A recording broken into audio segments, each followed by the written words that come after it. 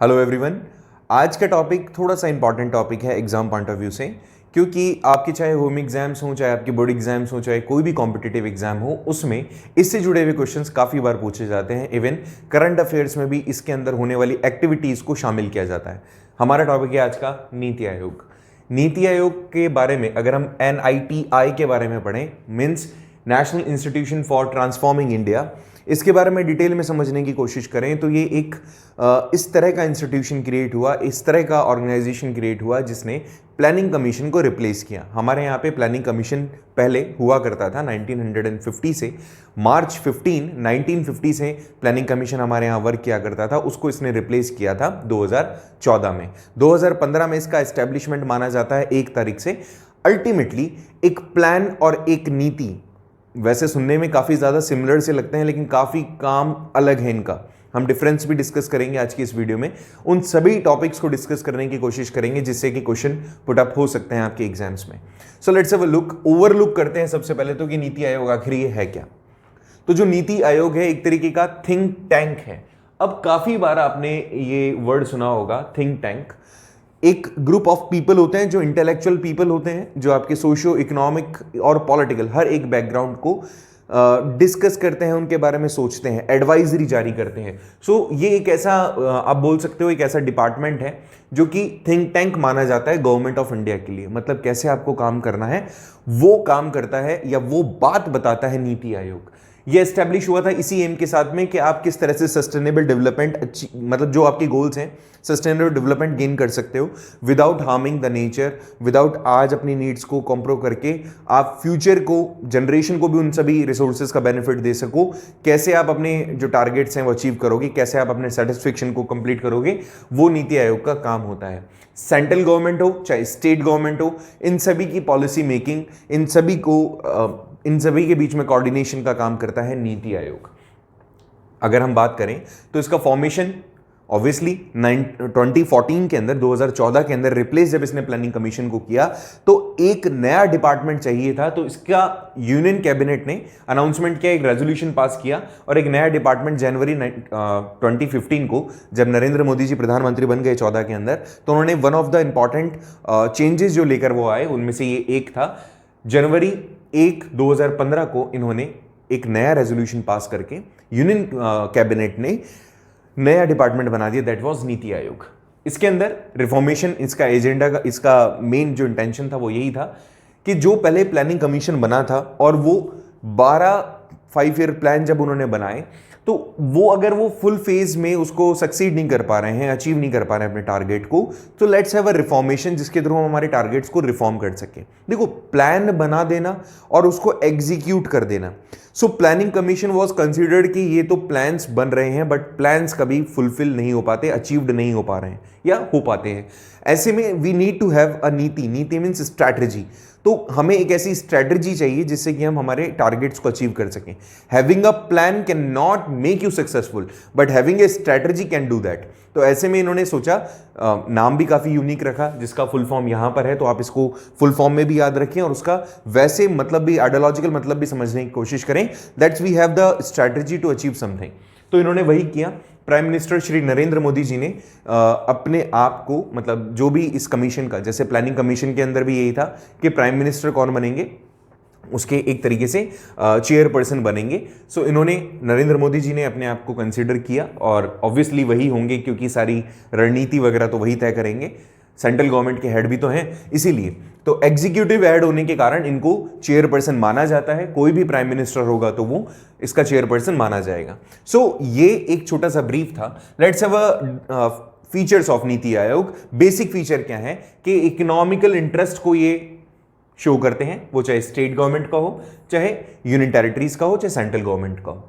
Previous planning commission के अंदर ये चीज नहीं थी। एक यूनिफाइड स्ट्रक्चर है for the state government and for the union territories as well. वो कोऑर्डिनेट करेंगे सेंट्रल गवर्नमेंट के साथ में and they will create the history. जो भी ऐसा कुछ ऑब्वियसली जब नीड होगी, जो डिमांड होगी, उसके हिसाब से मिलकर के काम करेंगे। इनके बीच में जो सीट्स का डिवीजन होता है वो भी इसी तरीके से होता है। Being controlled seats, it going to be the provider of both director and policy inputs, directorial and policy inputs. इसमें यही होगा कि जो seats instead of being in a controlling seat के अलावा ये एक ऐसा आप बोल सकते हो एक दिशा बताना, एक प्लान कंट्रोल करना, that's not the way of NITI Aayog works. ये बिल्कुल अलग तरीके से काम करती हैं कि ये पॉलिसी जो बनी हुई पॉलिसीज है उनको इंप्लीमेंट करने पे बात करती है, उनको कंट्रोल करने पे बात करती हैं। साथ ही साथ यहाँ पे अगर हम नीति ब्लॉग्स की बात करें, जैसे अलग अलग ब्लॉग्स बनते हैं ना, वीडियो ब्लॉग्स हो गए, तो ऐसे में ये ब्लॉग क्या बताते हैं कि हमने क्या क्या अचीव किया। पब्लिक को बिल्कुल ट्रांसपेरेंसी होती है, पब्लिक के साथ में आर्टिकल्स के थ्रू, रिपोर्ट्स के थ्रू या ओपिनियंस जो ऑफिशियल्स के होते हैं उन सभी को ये डिस्क्लोज करती हैं and people can directly connect with them. Okay, so ये चीज भी यहां पर बताई गई है। ये एक इस तरह का प्लेटफॉर्म है गवर्नमेंट ऑफ इंडिया के लिए जो कि स्टेट्स को अपने साथ में लेकर आता है, देश के हित में काम करने की सोचता है, चाहे वो कोई भी स्ट्रक्चर हो, चाहे वो सोशल हो, चाहे वो पॉलिटिकल हो, चाहे वो इकोनॉमिकल हो। साथ ही साथ ये एक्चुअल में फेडरलिज्म को क्रिएट करता है, फेडरलिज्म को एंजॉय करने का मौका प्रोवाइड करता है। तो ये भी कंसेप्ट होपफुली आपको ये समझ में आया होगा, दिमाग में रहेगा। इसमें काम कौन कौन करता है, किस किस तरह से अपॉइंट होता है, वो यहां पर इंपॉर्टेंटली मेंशन किया गया है। एग्जाम पॉइंट ऑफ व्यू से ये वाला पॉइंट ज्यादा इंपॉर्टेंट है आपके। चेयरपर्सन कौन होगा? Always will be the prime minister. Vice chairman कौन होगा? प्राइम मिनिस्टर जिस व्यक्ति को अपॉइंट करेगा वो होगा, मतलब by the grace of prime minister chairperson appoint किया जाएगा। गवर्निंग काउंसिल कौन होंगे? जितने भी चीफ मिनिस्टर होंगे स्टेट्स के, या फिर उपराज्यपाल होंगे यूनियन टेरिटरीज के। राज्यपाल नहीं है, उपराज्यपाल, लेफ्टिनेंट जो गवर्नर्स होते हैं, that would be the governing council. Okay, so chief minister होंगे हर स्टेट के, और जो लेट गवर्नर्स होंगे यूनियन टेरिटरीज के, मतलब उपराज्यपाल जो होंगे, वो इस गवर्निंग काउंसिल का पार्ट होंगे। बहुत मेंबर्स होते हैं, अभी हम डिस्कस करेंगे।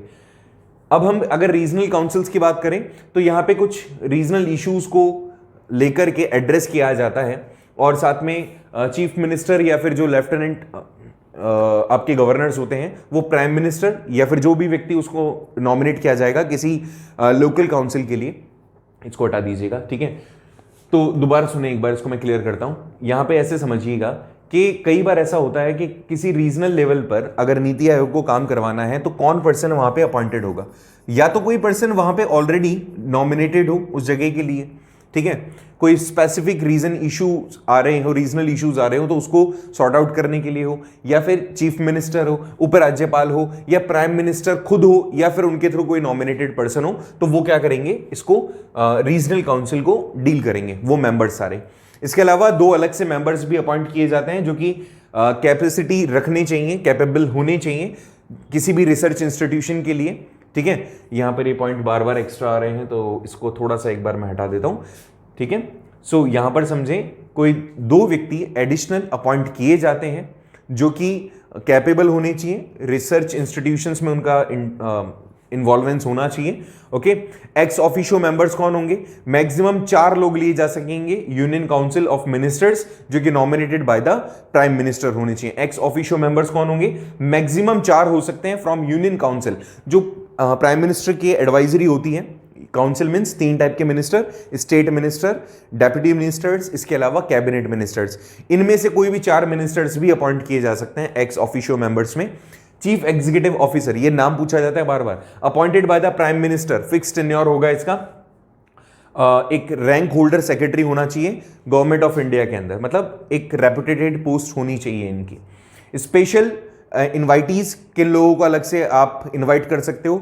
स्पेसिफिक एक्सपर्ट होने चाहिए किसी ना किसी फील्ड में, स्पेशलिस्ट होने चाहिए किसी अपने एक डोमेन में, और नॉलेजेबल होने चाहिए in the eyes of prime minister. वो किसी भी एक सलाहकार कौन हो सकता है, किसको आप मेंबर एडिशनल मेंबर्स बना सकते हो, एक्स्ट्रा मेंबर्स की तौर पे रख सकते हो, एडवाइजरी के तौर पर रख सकते हो। तो प्राइम मिनिस्टर की नजरों में उनको एडवाइज करने वाला या कोई सब्जेक्ट एक्सपर्ट हो, या किसी पर्टिकुलर कंडीशंस को काफी अच्छे से जज करने वाला कोई अगर व्यक्ति होता है तो ही और she can be appointed by prime minister. अगर हम प्रेजेंट मेंबर्स की बात करें तो ये वाला क्वेश्चन काफी बार पूछा जाता है एग्जाम्स में, so it's request from my side कि इसको जरूर से आप फोकस करें। चेयरपर्सन कौन है? नरेंद्र मोदी जी, क्योंकि प्राइम मिनिस्टर होंगे। वाइस चेयरमैन बदले हैं अभी, जो कि है सुमन बेरी। फुल टाइम मेंबर्स कौन है? Ramesh Chandra, professor Ramesh Chandra, VK. सारस्वत और विनोद कुमार पॉल, ये फुल टाइम मेंबर्स हैं। इसके अलावा सीईओ कौन है? परमेश्वरन अय्यर। इसके अलावा गवर्नमेंट काउंसिल से कौन आते हैं, मैंने आपको ऊपर बताया, जितने भी चीफ मिनिस्टर होंगे वो, और जो उपराज्यपाल होंगे वो यूनियन टेरिटरीज से। लेकिन क्योंकि दिल्ली एंड पुदुचेरी के अंदर लेजिस्लेटिव असेंबलीज भी हैं, तो वहां के जो चीफ मिनिस्टर होते हैं वो यहां आ जाएंगे। चीफ मिनिस्टर वाले कैटेगरीज में उनको रखा जाएगा। यहां पे क्योंकि जो दूसरी यूनियन टेरिटरीज हैं उसमें तो गवर्नर होते हैं, तो इन दोनों को छोड़कर के बाकी जो भी यूनियन टेरिटरीज हैं उसमें से उपराज्यपाल आएंगे डायरेक्टली इसके काउंसिल के मेंबर बनने के लिए। तो ये चीजें थोड़ी सी दिमाग में रखिएगा, होपफुली ये चीज तुम्हें दिक्कत नहीं कर रही होगी। अब इनके फंक्शंस क्या हैं, इनके रोल्स क्या हैं, उसके ऊपर बात करते हैं। नीति आयोग के फंक्शंस, जैसे ऑलरेडी ऊपर भी हमने देखा कि ये एक क्लियर विजन शेयर करते हैं नेशन के डेवलपमेंट के अंदर, हर स्टेट्स को अपने साथ में लेकर के डेवलप करते हैं एक क्रेडिबल प्लान, विलेज लेवल से लेकर के हायर लेवल तक गवर्नमेंट के। ये एक कोऑपरेटिव फेडरलिज्म स्ट्रक्चर, ऑलरेडी हमने ऊपर पढ़ा था, दोबारा इसको रिपीट कर रहे हैं, ये दोबारा रिपीट हुआ है बट इसको डिटेल में हम पढ़ रहे हैं इस बारी, कि कोऑपरेटिव फेडरलिज्म स्ट्रक्चर प्रोवाइड करते हैं जहां पे स्टेट अपने जो भी उनके बेसिस हैं उसके हिसाब से, जो भी स्ट्रॉन्ग स्टेट्स हैं उसके हिसाब से सारे लोग मिलकर के जो भी रिसोर्सेज उनके पास में है वो एक जगह ला करके नेशन के डेवलपमेंट के लिए उसको यूज करते हैं। ये टेक्नोलॉजी को अपग्रेड करने के ऊपर फोकस करेंगे, प्रोग्राम्स को इंप्लीमेंट किस तरह से करना है, किस तरह से इनिशिएटिव लेना है, उन सभी के ऊपर बात करेंगे। यहां पे नेशनल इंटरनेशनल लेवल पर भी दिमाग में रखिएगा, अगर कोई नेशन कोई चीज सोच रहा है तो उसका बेनिफिट, मतलब सेंट्रल गवर्नमेंट अगर कोई चीज सोच रही है तो उसका बेनिफिट आपको पूरे स्टेट्स को मिलने वाला है। किसी स्टेट के पास कोई रिसोर्स है या उसके पास कोई आइडिया है तो उसका बेनिफिट हमेशा पूरे नेशन के अंदर बंटना चाहिए, ये काफी इंपॉर्टेंट होता है। तो उसी के हिसाब से चाहे एजुकेशन हो चाहे रिसर्च इंस्टीट्यूशन के तौर पर हो तो इसको फोकस किया जाता है। एक तरीके से ये आप बोल सकते हो कि यहां पर रिसर्च होती है या रिसर्च के पॉइंट ऑफ व्यू से इनको थिंक टैंक का कंसिडरेशन मिला है, थिंक टैंक का नाम दिया गया है। ये क्रिएट करते हैं इनोवेटिव एंड आप डिफरेंट काइंड ऑफ स्ट्रक्चर्स जिसके थ्रू लोग नेशनल एंड इंटरनेशनल एक्सपर्ट्स के थ्रू बेनिफिटेड होते हैं।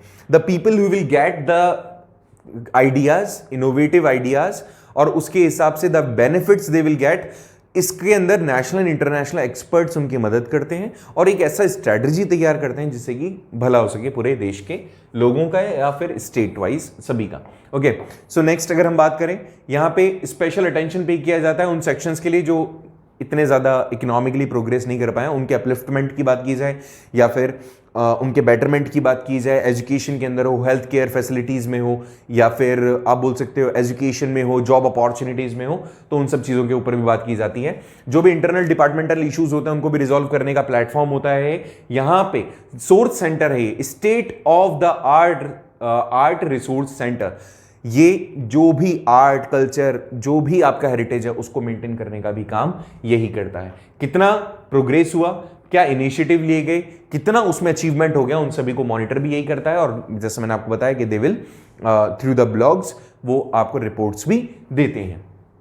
यहां पर उन सभी एक्टिविटीज को किया जाता है जो कि नेशनल डेवलपमेंट के आइडियाज को फोकस करती है। एक जो सबसे बड़ा क्वेश्चन यहां आता है कि नीति आयोग और दूसरा प्लानिंग कमीशन के बीच में डिफरेंस वो क्या है, वो इंपॉर्टेंट है जानना। और यही वाला क्वेश्चन कई बार आपके होम एग्जाम्स में पूछा गया है, पूछा जाता है। लेट्स हैव अ लुक कि इन दोनों के बीच में क्या डिफरेंस है। देखिए, NITI Aayog and planning commission, first point में ये कहता है कि यहां पे ये थिंक टैंक के जैसे काम करता है, जबकि यहां पर अगर डिफरेंस की बात करें तो यहां पे एक तरीके का एक्स्ट्रा कॉन्स्टिट्यूशनल बॉडी है। ये तो थिंक टैंक है, एडवाइजरी है, जबकि ये तो एक्चुअल में बॉडी थी। इसको ऑर्गेनाइज किया गया था पंडित जवाहरलाल नेहरू जी के थ्रू, इनको बनाया इसलिए गया था कि अब हम कैसे हमारी इन प्रॉब्लम से बाहर आ सकते हैं। तो ये तो एक तरीके का थिंक टैंक है, एडवाइजरी है ये तो, जबकि ये एक कॉन्स्टिट्यूशनल बॉडी था। यहां पे वाइडर मेंबरशिप जो होती है वो वाइडर होती है, ठीक है, वाइडर एक्सपर्टीज होती है, लाइक इंटरनेशनल लेवल से भी you are adopting somebody, and यहां पर लिमिटेड एक्सपर्टीज होती है अबाउट, क्योंकि कुछ ही लोगों को इसमें से लिया जाएगा अपनी एडवाइजरी में।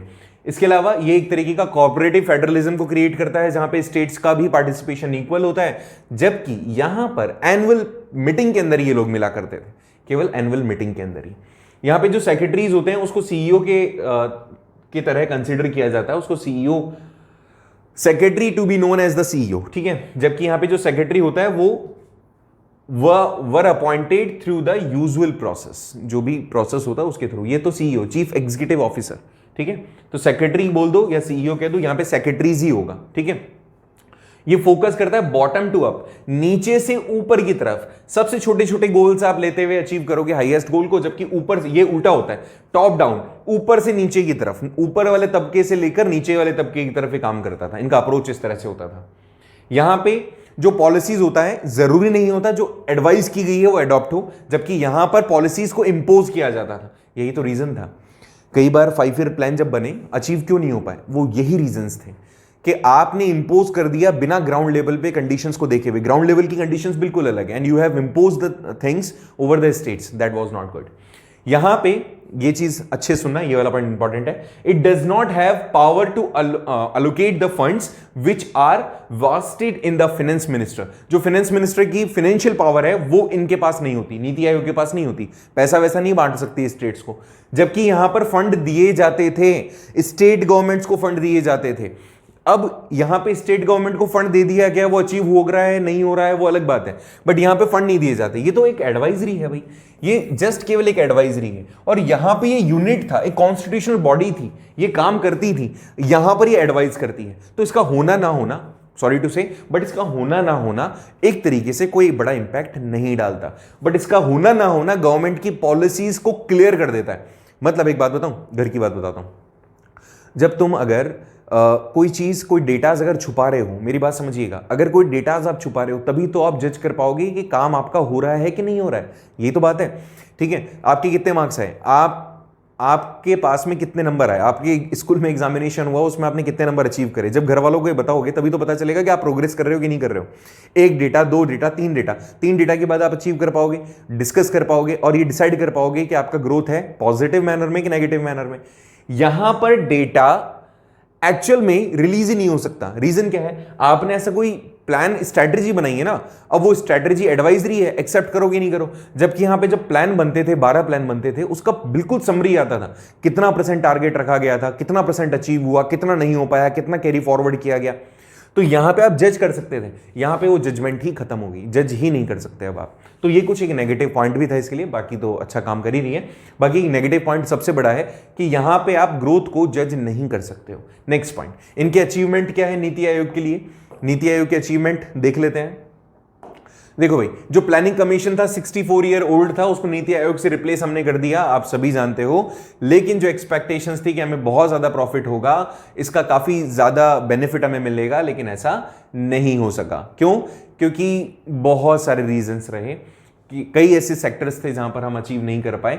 कुछ ऐसे अचीवमेंट्स हैं जो हम बोल सकते हैं 2 सालों के अंदर काम करते हुए हमें देखने को मिले हैं, जैसे इनोवेशन हमें देखने को मिला, एंटरप्रेन्योरशिप हमें देखने को मिली, इंफ्रास्ट्रक्चर डेवलप हुआ, मेक इन इंडिया प्रोग्राम भी इसी के तहत है, एनर्जी सेक्टर पे हमने काफी काम किया, कोऑपरेटिव फेडरलिज्म के ऊपर हमने काम किया, स्टेट्स के साथ हमारे रिलेशन सुधरे, एग्रीकल्चरल डेवलपमेंट हुआ जबकि वो 5 ईयर प्लान्स में नहीं हो पाया था। इसके अलावा हमारे यहाँ पे जो फेडरल स्ट्रक्चर है, हमारे यहाँ पे FDL है, इन सब के अंदर डेवलपमेंट हुआ, हम डिजिटलाइजेशन की ओर बढ़े, वो सारी चीज़ें इसकी अचीवमेंट है, बाकी ज़्यादा अचीवमेंट नहीं है। ये तो सारे वो हैं जो हमें बताए गए हैं।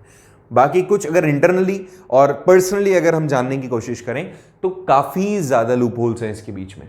क्रिटिसिज्म, नो डाउट बहुत सारे क्रिटिसिज्म के पॉइंट हो सकते हैं। यहां पे सस्टेनेबल अगर हम ग्रोथ की बात करते हैं तो that was sustain growth 7.5% global level पे देखी जाए तो दैट वाज वेरी स्लो। और इतना स्लो कि नीति आयोग का जो काम करने का तरीका था वो राइट ट्रैक होने के बावजूद भी उस पेस को अचीव नहीं कर पाया। काफी, हालांकि ये भी बोल सकते हो ड्रॉबैक्स काफी रहे हैं पुराने टाइम से ही। एंड हर जगह पर क्रिटिसिज्म इसीलिए मिलता है क्योंकि आप पुरानी चीज को नए तरीके से बेचने की कोशिश कर रहे हो, ऐसा बोला जा सकता है। इसके लिए काफी सारे पॉजिटिव एंड नेगेटिव एस्पेक्ट्स हैं इसके, मैंने ऑलरेडी इसके बारे में बता दिया।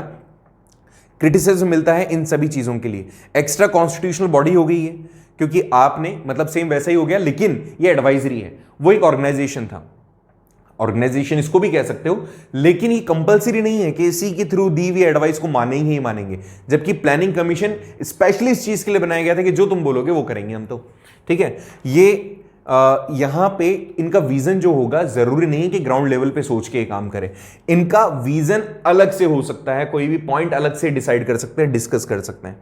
यहां पे कोई मानने की कोई भी ऑब्लिगेशंस नहीं है, ये भी बात ध्यान रखें। और इनका जो कंडीशन होता है अगर आप देखेंगे तो they are biased nature. Of practical implementation till date. ऐसा माना जाता है कि कुछ ही स्टेट हैं जहां पे इनके थ्रू बनाई हुई पॉलिसीज को इंप्लीमेंट किया जाता है। कुछ स्टेट्स के लिए काफ़ी पॉलिसीज अच्छी होती हैं और कुछ स्टेट्स के लिए पॉलिसी बेनिफिशियल नहीं होती, वो चीज़ भी यहां पर बताई गई। If you will talk about the conclusion, तो अल्टीमेटली इतना सब कुछ पढ़ने के बाद हमें ये तो पता चलता है कि जो नीति आयोग है उसको रिप्लेस करने का जो आइडिया था दैट वाज गुड, बट जो अचीवमेंट हम सोच रहे थे उसके साथ में वो अचीवमेंट हमारी नहीं हो पाई।